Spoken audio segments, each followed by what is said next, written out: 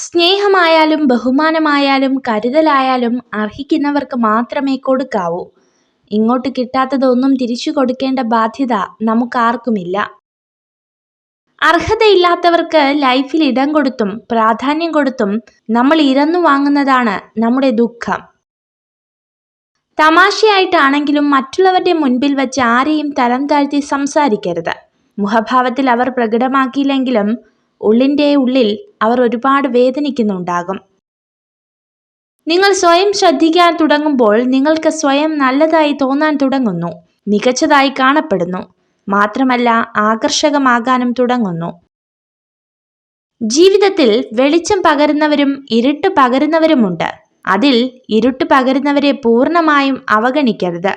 കാരണം ഇരുട്ടാണ് വെളിച്ചമെന്ന തിരിച്ചറിവ് നൽകുന്നത്.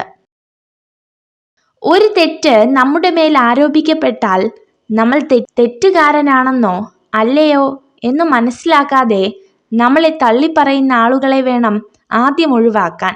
യഥാർത്ഥത്തിൽ അവരാണ് നമ്മുടെ ശത്രു. സ്വന്തം താല്പര്യങ്ങൾക്ക് മുൻതൂക്കം കൊടുക്കുന്നവർക്ക് ഒരിക്കലും മറ്റുള്ളവരെ സ്നേഹിക്കാൻ കഴിയില്ല. വിശ്വാസം തന്നെയാണ് ബന്ധങ്ങളുടെ ആത്മാവ്.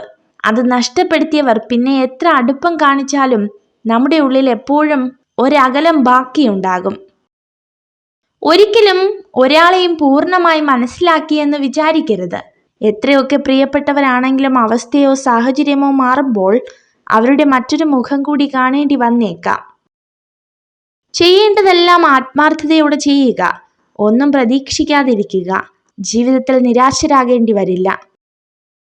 ലക്ഷ്യം വളരെ ഉയരത്തിലായതുകൊണ്ട് അതിലെത്തിപ്പെടാൻ സാധിക്കാത്തതല്ല.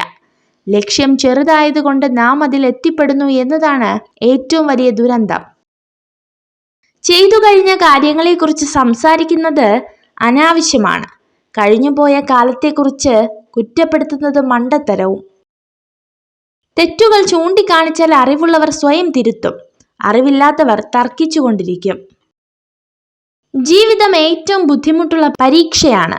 ഓരോരുത്തർക്കും വ്യത്യസ്തമായ ചോദ്യപേപ്പർ ഉണ്ടെന്ന് മനസ്സിലാക്കാതെ മറ്റുള്ളവരെ പകർത്താൻ ശ്രമിക്കുന്നതിനാലാണ് പലരും പരാജയപ്പെടുന്നത്.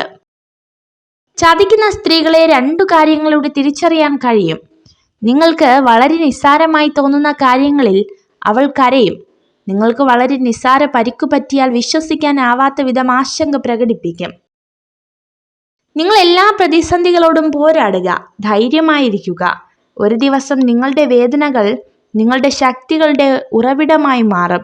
നിങ്ങളത് നേടുക തന്നെ ചെയ്യും. നിങ്ങൾ ഈ വീഡിയോ കണ്ടതിന് നന്ദി.